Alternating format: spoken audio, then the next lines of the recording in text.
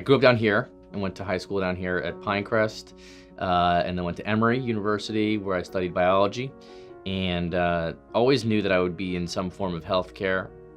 When I was younger, it was going to be a surgeon. And then it kind of things just morphed, and then I went down here to Nova Southeastern for dental school and my residency for orthodontics, and got my master's degree, and it was great school, and also it allowed me to be down here so I could try to hopefully find a job down here, which is my plan, and it kind of worked out pretty well, meeting Dr. W.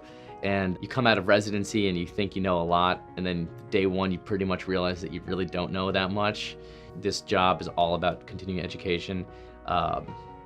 Frankly, I'm lucky to have been mentored by Dr. Wolgemuth, who's been doing this now for like 30-something years.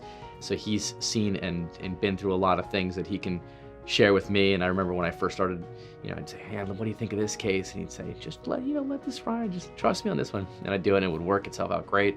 And so you learn from experiences like that. But I'm also part of our job is to actually get real continuing education.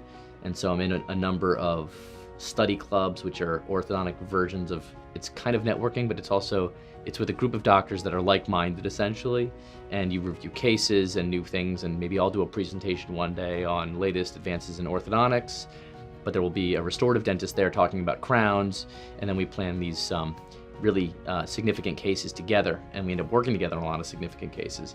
So I'm in something called the Deal Study Club, which is part of the Seattle Study Club, and then SPEAR, which is a national group. I'm in another group called Pinnacle, and then there's something called the ITI, which is actually a complete non-orthodontic group.